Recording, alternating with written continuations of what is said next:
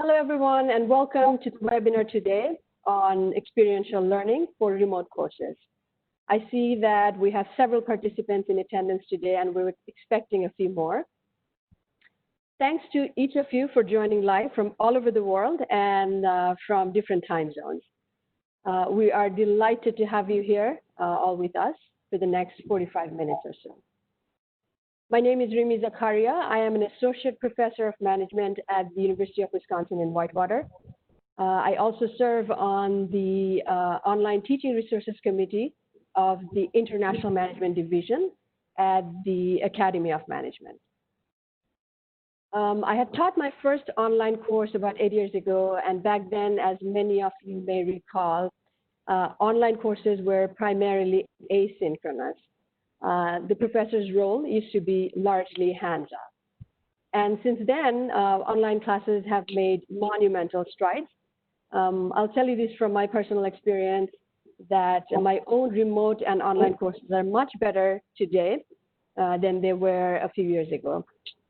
Thanks to technology, thanks to all the pedagogical research, as well as the faculty development initiatives that inform our teaching methods. Our webinar today is about bringing experiential learning activities into your virtual classrooms. As many of you scramble to move your classes online as quickly and as effectively as possible, we wanted to offer some support. Whether you teach at the undergraduate, graduate, or executive programs, whether you teach international business, global strategy, or international marketing courses, we hope you can consider applying some of these techniques that we're about to discuss today. With that view in mind, we are joined by a distinguished panel of experts. Each of our panelists authored many high-impact research papers, which many of you have read and cited, as well as they've authored scholarly and pedagogical monographs. More importantly, together, they bring years of experience teaching in higher education, including in remote, hybrid, and online settings. I will introduce each of our panelists to you properly shortly before their presentations. But for now, let's take a look at the agenda. We will start with a brief presentation on the relevance of experiential learning in virtual classrooms. Then our first panelist, Dr. Bill Niebury, will share with us his view as an expert professor of international management and global strategy, and also as a chairperson leading the Department of International Business at Florida International University. Our next panelist is Dr. Bill Schiano.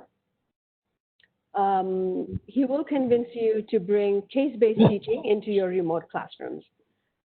Several years ago, he certainly convinced me to experiment with case-based teaching.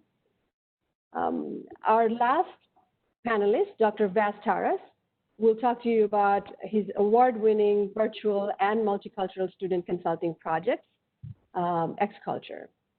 And finally, you'll have the chance to have some of your pressing questions answered by our expert panel. With that, I'd like to start with a definition of experiential learning. Experiential learning is recognized as a pedagogical approach, of course, to facilitate learning through the application of theory to a concrete experience. It requires individuals to engage in activities that prompt learners to immerse into doing and feeling, and to watching others do something, or to thinking and reflecting upon their experiences. According to educational psychologist David Kolb, experiential learning is the process where knowledge results from the combination of grasping and transforming experience.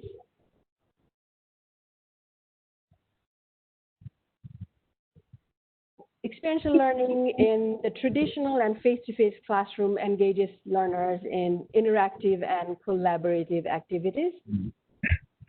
And while many of us have known experiential learning as something to be offered in real-world setting, recent studies show that some of the components of experiential learning can be effectively mimicked in an online environment. It is possible to offer students with opportunities to reflect, synthesize, collaborate, and to reconstruct various concepts and new information, even in a remote setting, whether through synchronous or asynchronous delivery. The course adjustments initially will involve more work for you as an instructor, but importantly, you'll find the results to be more rewarding. And even more importantly, the research shows that students find experiential learning highly engaging. They are greatly motivated when learning through experiential, when they're learning through experiential activities. And it's very effective for developing analytical, interpersonal, and decision-making abilities. Studies also show that many students are able to learn faster and retain the content longer when they're learning through experiential learning.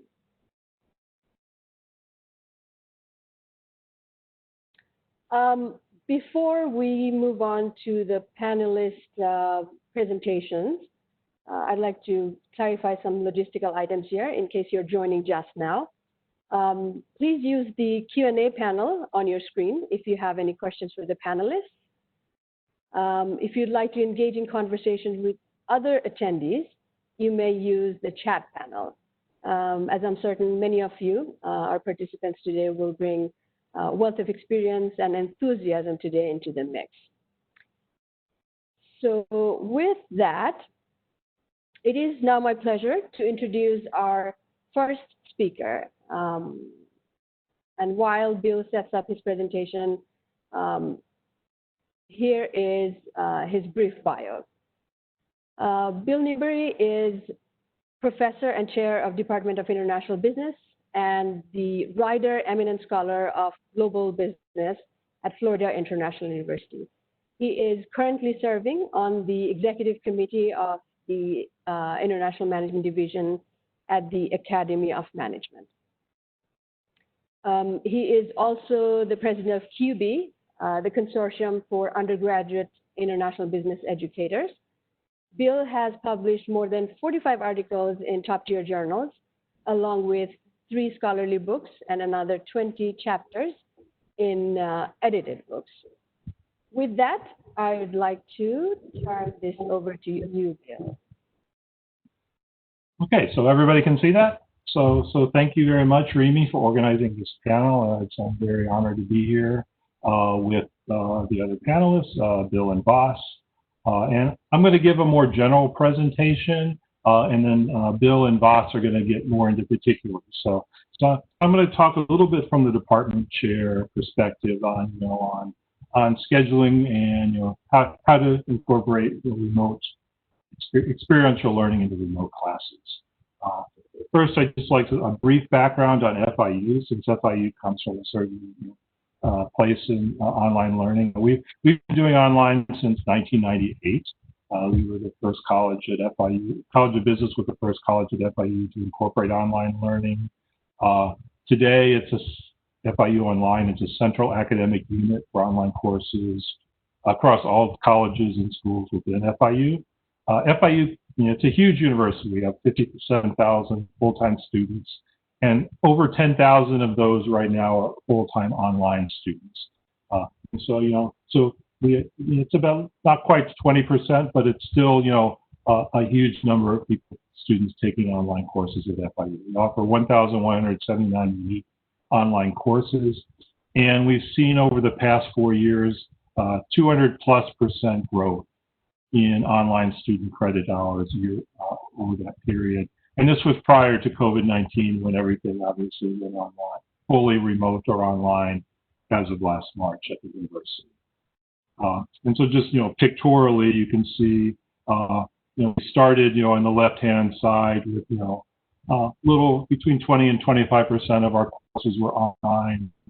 And then all of a sudden, all that right-hand portion went, remote within one day, at FIU. This created great transition. Even with a strong base, it did create great transition issues for our university, as with every other university. And how do you immediately transfer all these courses to remote teaching? And how do you deal with transfer faculty to learn how to teach remotely, as well as things like experiential learning, which is our focus of today's conversation. So next, I'll just briefly state some issues, as a department chair that, I have to consider, that I consider when, I'm scheduling and staffing people to teach remote or teach online courses. And these are important because these create some of the conditions that facilitate experiential learning later. And so, first of all, a primary issue is just health and safety. Do faculty have underlying medical issues? Are there family issues? Children at home because their school is canceled? And so I need to consider that when figuring out who's going to be teaching in remote environments versus not. The second thing is prior online experience and training. FIU, working sometimes with outside organizations, has a lot of opportunities to train people how to teach better online. Rimi mentioned, she's gotten a lot better over time at this to get the types of training. One organization that FIU works with extensively is Quality Matters. And they're an organization that basically certifies online courses that meet certain criteria that enable the professor to give an effective lecture online that doesn't necessarily lose anything from the in-person delivery, and sometimes even adds elements that you couldn't do in person. And so this is one that FIU actually has the goal by 2025 that all online courses will be Quality Matters certified. We also have programs for hybrid courses and remote certifications as well, to make sure instructors have the capabilities to do this. Obviously, this can be done immediately. Takes some time for training, but the training, is very doable. The other thing I'd point is, even though FIU has a strong FIU online support team, when you go from 20% of the courses online to 100%, that team's very stretched. And so this has created some issues, and so on and so forth. And so these are some of the things that, department chairs have to deal with. The next thing I'd like to just point out is, when we think of online experiential content, we can think of it both, the sources and the level. So it can come from, very close by in the department or your college, the university, or the external environment. I'm going to briefly touch on some opportunities there. And it can also come at different levels. At one level, just having guest speakers coming from the business world can bring an experiential element into a course. So in-class exercises. At the other level, more program level, is things like internships or specific company projects built into classes where they work on a consulting basis with a company to get that real-world experiential content. In the middle, we have global network programs, which Voss is going to talk about. And we also have case studies, which Bill is going to talk about in a second. So some sources of within department college and the college sources for experiential content.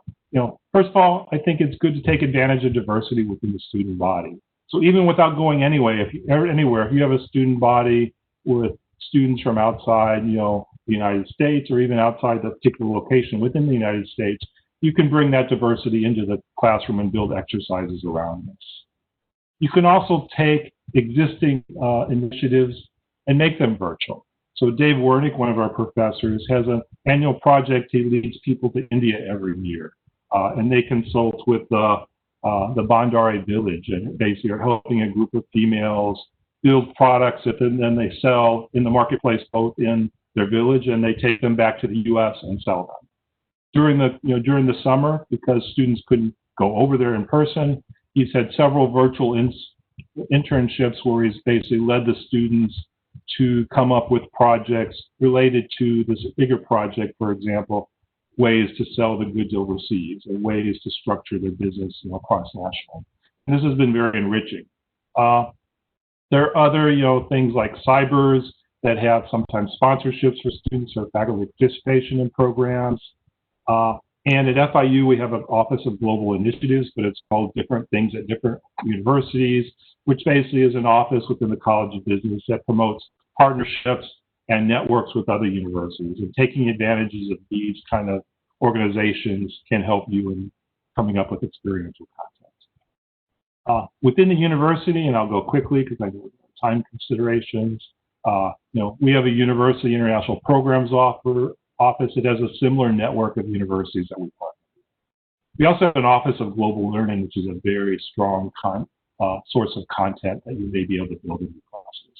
There are centers in other colleges that have great collaboration opportunities, whether it's political science, law, languages, sociology, engineering, and as well as faculty in these other colleges. Since international business issues are inherently cross-national and cross-discipline, working with these other colleges can be a great source of advantage. And then finally, externally, there's a lot of opportunities here, and some that, faculty I've noticed in our department are taking advantage more in the virtual environment than even before.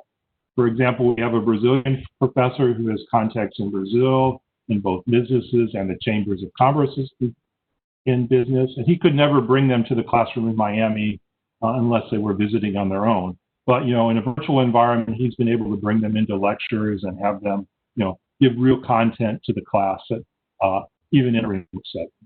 Obviously, alumni are important. There's international business teaching networks like Cyber or Quibi. And finally, there's global network learning programs like X-Culture, which FOSS runs, and COIL. And then finally, some obstacles. Technology availability is an issue in classrooms. At FIU, we have some really high-tech classrooms, but they're not all that way. And so figuring out, what you can do in the classroom you're assigned is important. Faculty time, motivation, and focus. People are often stressed in the COVID-19 era, and it takes time to plan experiential activities, and when people are dealing with a lot of issues at once, sometimes it's difficult. There's also sometimes uncertainty regarding the remote time frame. Do we know, is it going to be one more month? Is it going to be a whole semester? And this creates, some issues is, how do I plan for something if I don't know for sure it's going to be remote or not? And finally, university support resources. Could also be stretched in the COVID-19 era because people are doing a lot more because all these courses are online. And so with that, I'll say thank you. I appreciate the opportunity to present, and I will turn it back to Rimi.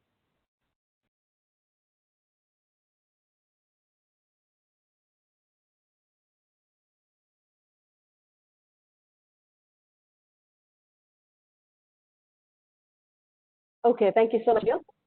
So it's very reassuring to hear that our institutions value innovative teaching methods, and there are some great opportunities to enrich our remote classes.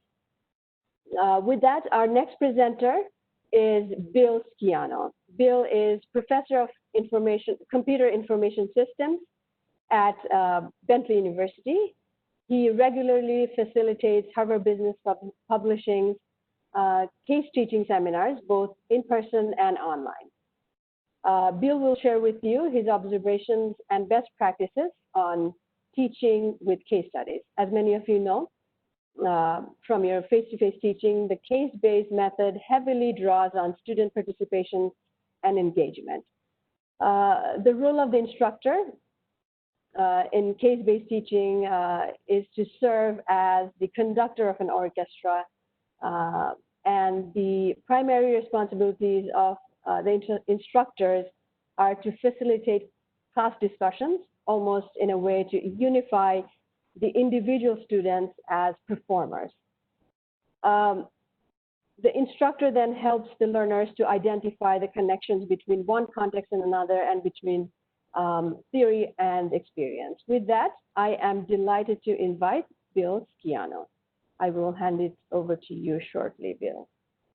Thanks so much, Rimi, and welcome everyone. And no, the irony of having the case facilitator come in and lecture to you is not lost on me. But I do hope to share some of my experiences from the last few months in particular. I've been teaching online and teaching cases synchronously online since the 1990s using, in those days, very dedicated hardware, and now Zoom, WebEx, Adobe Connect. And in particular, in the last few months, I've been working a lot with faculty around the world trying to migrate their courses online quickly, and in particular trying to do that with a widely distributed group of students and all the challenges with that. So what I'd like to do is share the things that I found to be most interesting, most surprising, and most helpful for case teachers and faculty in general that are trying to move online to create an experience online that's going to be experiential, that's actually going to be a conversation among the students.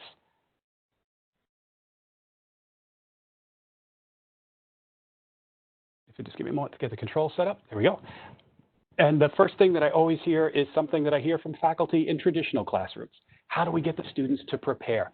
And it is a larger barrier. But with much of the online case teaching, the issues are very similar to traditional classrooms, but they're amplified. And so the solutions, the good news to this is that the solutions are to make better use of the skills that we have from the traditional classroom. So explicitly having a plan to communicate to students and following through on that. They should get many messages from us even before the course starts to try to set that standard, to establish that we're expecting them to participate. We're expecting them to prepare, that they need to read these cases and read the theory and apply the theory to the cases, but calibrating our expectations.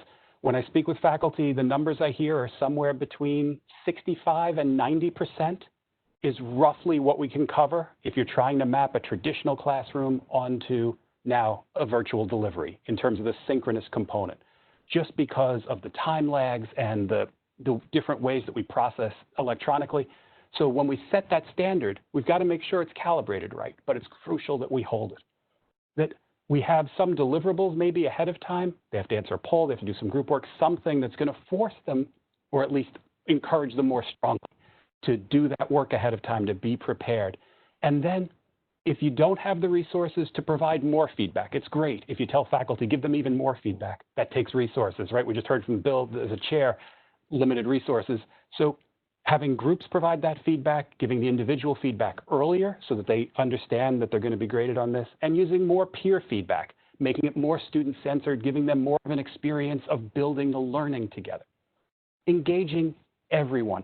We have to convince them this is worth it. Why are we doing cases? Well, if we're studying international business, we can understand the international domain far better if we're understanding the details of the workings of a company that are operating in different countries and trying to make that work. Ask better questions. Are we asking questions people want the answers to, that they're interested in asking? It takes more effort. It takes some focus on the part of the faculty member, but it's incredibly important, just as it is in the traditional classroom, but more so here because they're distracted. You're all distracted. I'm sure many of you are answering email or doing other things. So are our students. We have to be better. The class has to be more interesting, and we have to convince them that it's worth doing. Letting them prepare a little bit in the moment.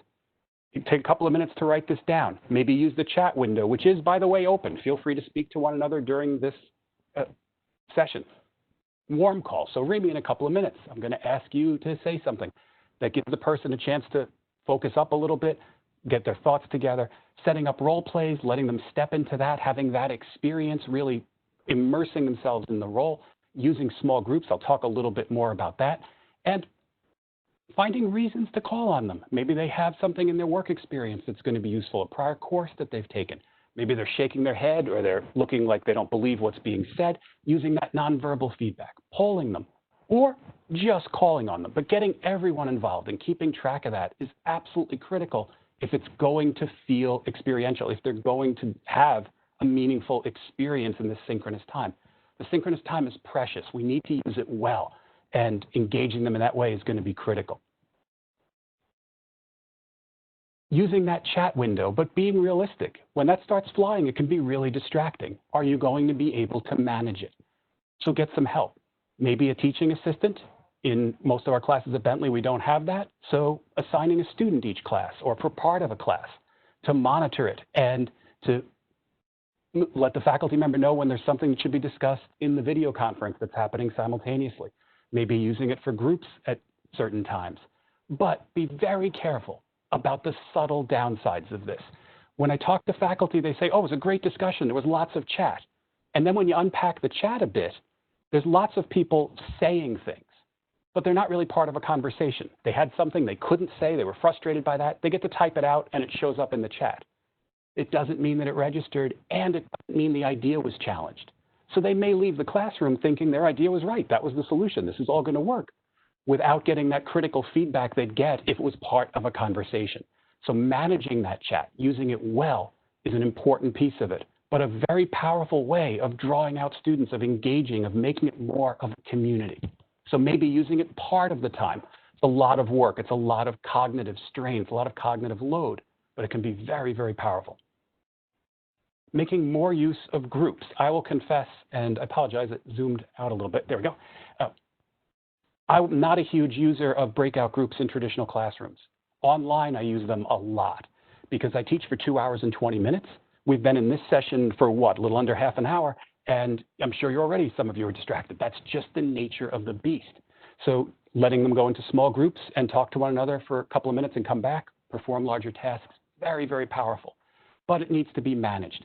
Making the transitions smooth, making the instructions much clearer than in a traditional classroom, because once they go in those groups, it's hard to know what's going on in detail. And we want to be able to manage those groups, and we want them to spend their time effectively. So facilitating that process. Don't let the first 5 minutes be them asking, what are we supposed to be doing? How do we do this? Be really clear about that and about what you want them to come out of it with. What's the deliverable? And what are we going to do with it? Is the deliverable absolutely clear? And do we care about it? And are we going to show that we care about it? Are we going to use it in the next exercise? Are we going to share it amongst the groups? But make that delivery efficient. We don't want to hear from 7 groups in a row all saying basically the same thing. Figuring out ways around that is critical. So where is case teaching headed? I think you're going to see a lot more of it. I'm talking to a lot of faculty now trying to bring it into their classes to make it more engaging, to bring the experience into the synchronous online space. And we're getting better at it. The tools are evolving, the tools are getting better, and the cases are getting better. We're starting to see simulations, multimedia cases, ways of thinking about the case study, and possibly even case studies that are going to emerge during the class, almost the way a traditional B or C case would. Maybe we're showing tiny snippets of video or sharing something, and then having that evolve in the moment. I think it's an incredibly powerful way of bringing experience into the class. I'm really looking forward to discussing it with you now. And if you have further questions after this, please feel free to stay in touch. I'm easy to find. And Rimi, I did hold to my time, so I'll be pleased with that. So I'll turn it back to you. Thank you so much, Bill.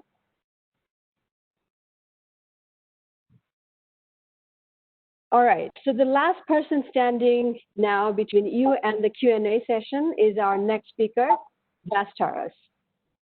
All right. Vas is the founder of the X-Culture Project, an award-winning student collaboration platform. I personally used the X-Culture Project myself multiple times for my graduate international management course. And many of my online students have been very appreciative of their multicultural experience through X-Culture. Today, Vas will share with you about the ABCs and beyond of integrating cross-cultural and virtual projects and bringing it to your remote classroom. With that, I will hand it over to you, Vas. And it's embarrassing to say, but I'm trying to share my slides, and I can only share a file or whiteboard. Is that I am handing it over, and you will shortly see the prompts. Okay. But as we're waiting for the prompts, okay, now presenters. So, okay, here we are. So there are some courses that can be taught through lectures and readings and, you know, the traditional methods of teaching. But then there are some other courses that you really have to have this hands-on experience to understand the subject. Like, for example, if you wanted to teach people how to swim, you can give them the best readings about water. You can, you know, invite the best lecturers to teach about swimming. But until people get in the water, they will not be able to understand how to swim. And it is my experience that it's the same thing with international business. People really have to get into water, sort of, so to speak, into an international environment to fully understand international business. And so this is what we do in Experiential. Let me go back to the first slide here. We literally create this international environment for the students so that they can experience in real life what we are trying to teach them in the classroom. So that when I'm telling them that, for example, doing business with Ukrainians is different than doing business with Americans, they know what I'm talking about. They have experienced that in real life with real people from different cultures, from different countries, from different time zones, so that they really have that understanding and not just simply, theoretical knowledge. And so, yeah, Experiential is a project that has been around for about 10 years, going into year 11. In a given semester, we have about 6,000 students, had a little bit more than 6,000 students last semester. They come from about 150 universities in a given semester.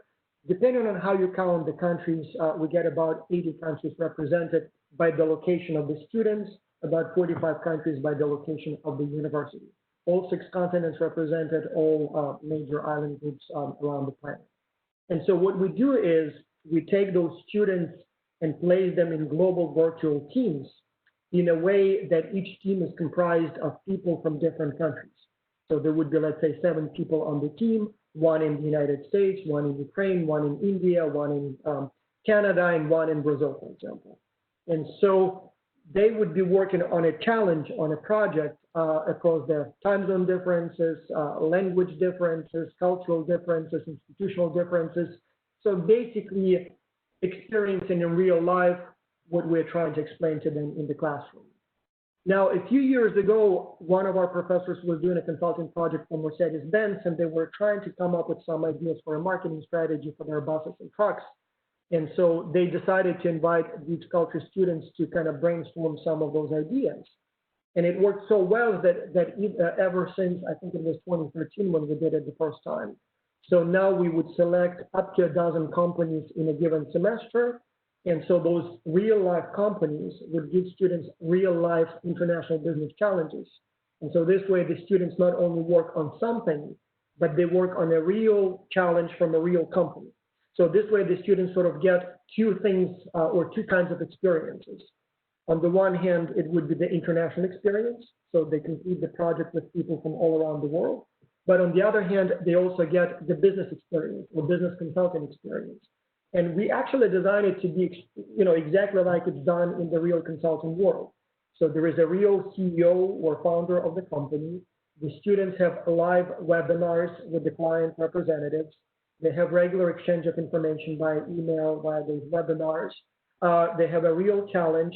So basically it's set up almost to be like a real consulting firm. In fact, many businesses offer aftermarket commission for some of the best ideas. Many students get internship offers, some even get job offers.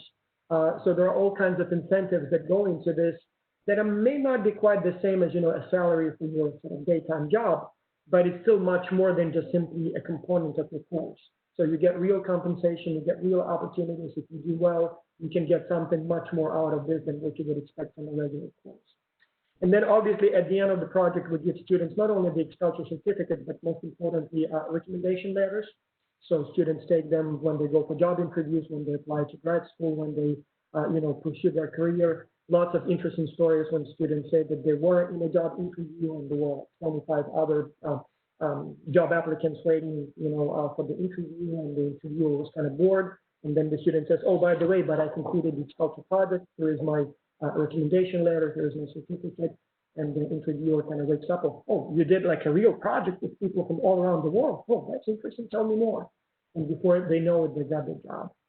And now for a few years now, for about 7 years actually, we also try to sort of amend that purely online experience with face-to-face experience. And so twice a year, we invite our best students to what we call the Culture Symposium. So we will have one in the fall, usually in the United States, organized jointly with the Academy of International Business, the U.S. Southeast Division, and then another one in the summer that we do independently on the Culture program. And so this semester or this summer, it was supposed to be in Singapore. We had to move it online for now. Last year it was in Canada. Before that it was in Italy. So that's where about 200 people come together, meet their team members face to face, with some of the client organizations, do a lot of things for about a week, now in the face-to-face settings. Again, the main sort of project for the 6,000 plus people is all online. Very suitable not only for face-to-face courses where it becomes kind of part of the course, but also for online courses. We have quite a few participants, teachers who teach online only. And so what's beautiful about Xculture that not only it kind of supports the subject itself, but it also adds this sort of social interactive component. One of the challenges in online courses is that it is sort of hard to create an environment where students collaborate with their peers. And so Xculture kind of adds that element. So if you're teaching online, it will help you sort of add that interactive component to your course. So it's not only just, read this chapter and do this example. There's also some peer-to-peer sort of work going on. Another thing that we added also a few years ago is what we call the Xculture coaching program. So a lot of students wanted to participate the second time, sometimes the third time. They just liked it so much. And so at some point we invited them to be the coaches to the new generation of Xculture students. And so at some point we created a whole training program, 16 training modules that the best students from the last semester take, and then if they pass 4 tests, they become coaches for the new generation of Xculture students. So we teach them how to give feedback, how to resolve cross-cultural conflicts, how to do team counseling and things like this. And so this way, first they gain experience as team members, international team members, and now they gain experience as coaches, mentors, managers of those international teams. Extremely useful experience. In fact, one of the problems we have with those students is that many of them get job offers while they're still in the coaching program, and so we kind of lose them, which is a good thing because that's why we do it. We want to help them to get jobs, but then they become so successful at getting jobs that sometimes they have to drop out before they can finish the program. And we did a bunch of studies, looking at whether or not it works. I mean, this is kind of simplified representation, but overall, yes, it does work. So we know that students are more satisfied with the courses. So compared to the control groups that had same lectures, same professor, but no international project. So the teaching evaluations go up when you have this Xculture international experience. So professors get substantially higher evaluations, and I did it for my course, as several professors also participated in that study. So students are happier and more satisfied with the course than me as a professor, but also we see an improvement in cultural intelligence from before to after. We see an improvement in motivation to work with people from other cultures, an improvement in confidence and ability to work with people from other cultures. Surprisingly, we even see an improvement in the performance on exams for the course. So same professor, same lectures, same readings, same test, but one group had the Xculture experience and the others didn't. And those who did, they do better on the test, even though the questions are not really related to the project. So it seems like there is some sort of motivation going on, and people like, I don't know, probably study more because they believe now it's more important. So whatever the reason, it goes up. So all kinds of good things happen. And yep, so that's basically briefly about it. By the way, the next season starts in the end of August 31st. So if you're teaching this semester, international business, international management, international marketing, consider adding Xculture to your experience. So you'll get not only a better teaching experience, but we also collect tons of data. So it will be a good research opportunity for you, access to other professors in the network. So all kinds of great opportunities for you as a professor, but also for your students. And so all in all, as I said, it's all about experience. It's in a sense like a time machine. So Xculture, whatever students experience here, the challenges with the team members and time zone differences and all that, it will be the same thing in the future.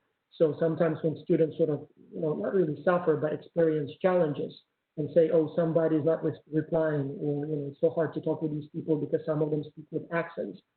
We say, well, that's precisely the point, because when you do it as part of your job, it will be the same thing. So in a sense, now we give you a preview of the future. Yep, that's the idea. So I'm done with my presentation, and I guess we can move on to questions. How do I stop sharing my screen? That's the only question. Thank you. Thank you, Vas. I will share my slides right now.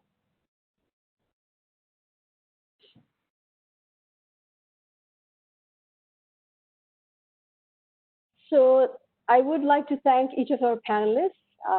Your talks make it evident that there are so many ways we can take remote learning to the next level.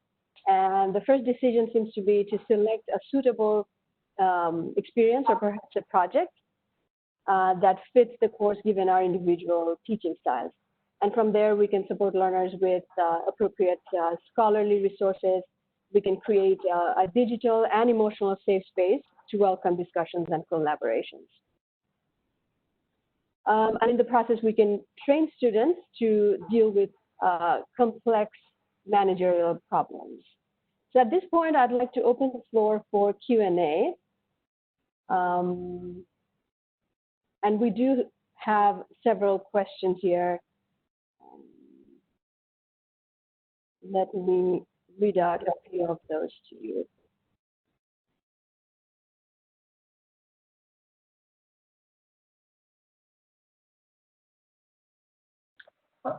I see there is a nice note from Dave, so I'll just take the opportunity to thank you, Dave, for your kind words. They mean a lot to me. Thank you. So the first question is that I'm choosing is from Douglas Johnson. The question is, can students enrolled in courses other than international business or international marketing participate in X culture? For instance, it seems it would be useful to students in leadership, organizational behavior, and so on and so forth. Exactly, yes. Yeah, the answer is yes. And so while we do have most of the students from international business, cross-cultural management, international marketing courses, we do have quite a few students from courses that deal more with communication. We have some students from leadership courses, more and more from entrepreneurship. And we even have some students from, like, for example, there is a school in Mexico that enrolls a class of engineering students. And for them, it's not even part of the course. It's simply, you know, the engineering school believes that no engineer should get a diploma without being able to work with people from other countries online. And so they literally enroll about 50 students every semester just so that they have that experience, even though it is not even part of a course. So the challenges from the dozen companies or so are so diverse that no matter, not really no matter, but as long as your course has something to do with business, there will be probably a challenge or a component of the challenge that fits very well with your course. So leadership for sure definitely would be a good fit. Excellent. Thank you so much, Vas. The next question, I think, is more general. So any of you can attend that question. It's in online classes, are there particular technical tools that you have used and that work well? I also saw there was, sorry, Bill, go ahead. I think a lot of it depends on the individual professor. I mean, my view is use the simpler things before the more complicated things. So, I think Zoom actually works very well. I think, Zoom, I like the Brady Bunch feature where you see the faces. A key is, getting students to show the faces. I know in some cases it's not, not a reliable thing for certain reasons. I can't, but I think there are breakout rooms in Zoom. Once you learn how to use them, can be very effective. And I think, as Bill said in his presentation earlier, he had never thought about using them, didn't use them as much in person, but online it really helps. And I think things like little polls can bring the class to life a little bit. My sense is, don't try to get too complicated with the technology. Use things relatively simple, and it tends to work. So, I also saw a question on there about case studies in Zoom, and Bill may have, in terms of recording participation. I think Zoom, like a regular class for grading a case study, you really need to know who your students are. So learning their faces and their names beforehand, and having for me, when I do cases on Zoom, immediately after the class is over, I have a spreadsheet. I go down the spreadsheet. I say, because I forget later, right? But then I go down the spreadsheet and I record. This person had some good answers. This person, kind of was a little superficial, but at least they participated. This person didn't say anything. And the one thing that online lectures, and particularly in Zoom, can help is you can record them.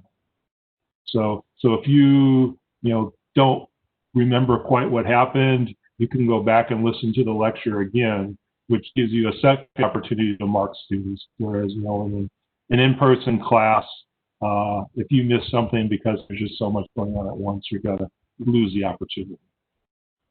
And you can speed up that video when you're watching that video back. You don't have to watch it at 1x speed, which really helps.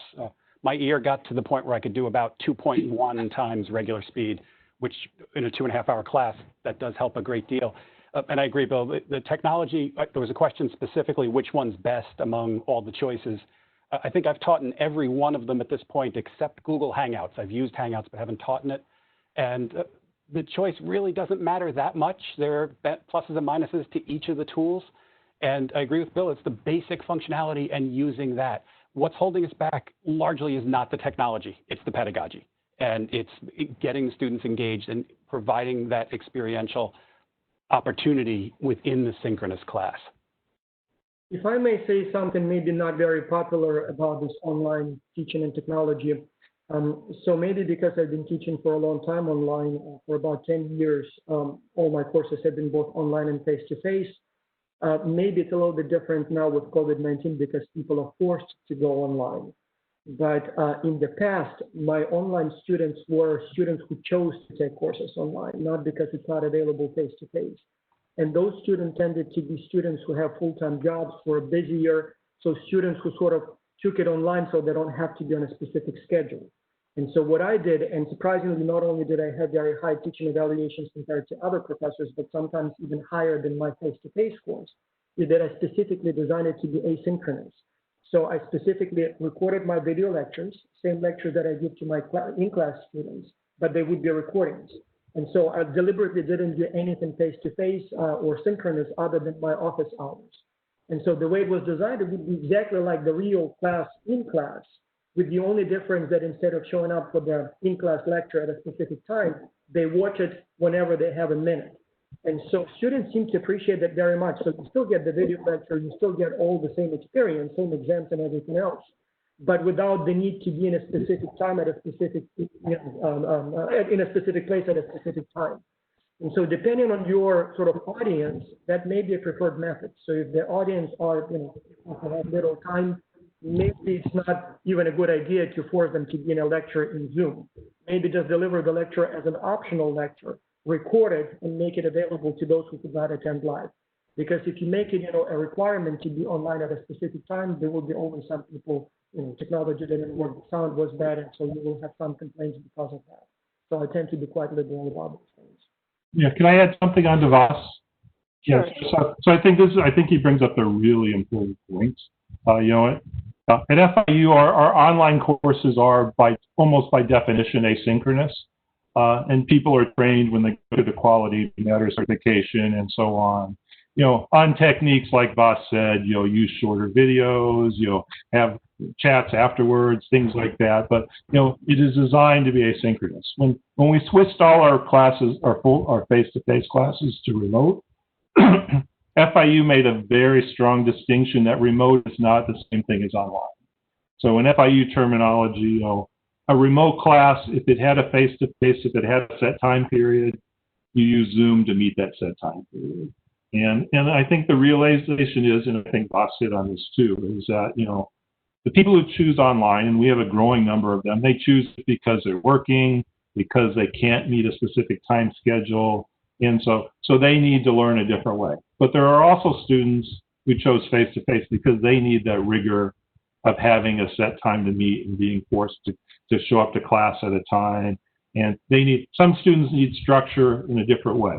And so for the remote classes, we demand, faculty have a set time because the students signed up based on they were getting education, we get a group at this time. And the online, we treat them differently. And this is very important because when someone switches from teaching online to teaching remote, all of a sudden, not all the techniques don't work. The things that work for asynchronous learning don't necessarily work exactly in a remote setting where everybody's there at the same time, and vice versa. So this is an important distinction. There was also a question in there about hybrid and remote certifications. For the online, FIU uses Quality Matters, but there weren't external ones available for hybrid. So FIU has actually developed their own hybrid certification. If you go to hybrid.fiu.edu, you'll find some information on it. And if anybody's interested in developing a similar program at their own university, I'm sure if you click the information link there and ask the question, someone would be very happy to give you some information on that. Because they've basically set up a 5 or 6 week training course for hybrids. And then when remote came along, they came up with a very, very quick one that was, basically a 1 session just to make sure people had the basics. And again, if someone emailed me, I could send you the link for that one as well. It's not so short as to say hybrid.fiu.edu, but the FIUs, kind of work to develop some of their own training to complement external training. I'm sure the people at FIU would be very proud actually to share information with other universities if they wanted to do similar things. Thank you so much, Bill. And I think we're running out of time, but I would like to take a question that came up a few times, and it is to Bill Sciano, is that the question is that how do you create an engaging class in an online setting, and especially with case studies? And so I tried to answer a couple of those questions in line, but basically when we're talking about engaging, it's similar to engaging students in an actual classroom. So asking good questions that the students are going to have an interest in answering, making the content relevant, so tying it back to the other cases in the course, the theory, whatever the objectives were in the course, and getting the students to speak with one another, not individual conversations with you. And that becomes much harder to do. It takes more practice to do online, but it becomes even more important that if they're having a conversation, so setting up debate, setting up role plays, anything that's going to get them to the point where they're building on points one another made, where they're speaking back to one another, that's going to be a lot more engaging than you talking. Otherwise, as Vas is describing, if it's going to be mostly you talking, then record those videos and don't force them to come synchronously. For me, the synchronous has to add more value. If it doesn't, then let's do this asynchronously. It's inconvenient for everyone to be meeting synchronously. We have to show that there's value in doing it. And just to build on those points about the students not necessarily being able to get in to meet at the synchronous times, I'm perfectly willing to inconvenience my students for the course, but it can't be unreasonable. If they have work or family obligations that prevent them from doing it, then fine. But if they just don't feel like it, I'm arrogant enough to think that the course is worth it and that they should be inconvenienced and they should do it anyway. But finding that line's very difficult, so I talk with each of my students individually about that.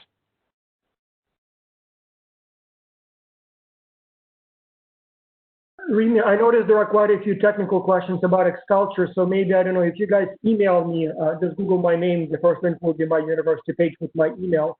I will send you much more information, the Experiential handbook. I think that would be a more efficient way to answer the questions. So.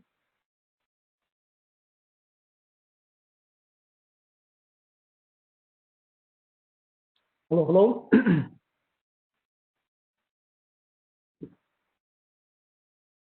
Rimi, you're muted. Right, correct, sorry, thank you. So as we're running out of time, and unfortunately that's all the questions we can take for now. But if you have any further questions, you're welcome to email me. I will curate all the questions and share with our panelists, and they will send their responses to me and I'll share with you. So with that, I would like to encourage you to dive deeper into remote teaching in the form of experiential learning. And we really hope that you picked up a few tips and ideas.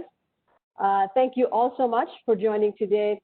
And the questions were great. I hope the discussions intrigued you to bring some of these teaching techniques into your virtual classrooms. Especially, I'd like to thank our panelists for their time and flexibility. And I know that given the depth of your experience and knowledge and expertise, each of you could easily offer your standalone 45-minute session. So thank you again for your time and flexibility. And finally, to all you, our colleagues and educators, on behalf of the Academy of Management, I wish you all the very best as you design and revise some of your future remote courses. Thank you so much again for your participation. Stay well, and goodbye for now.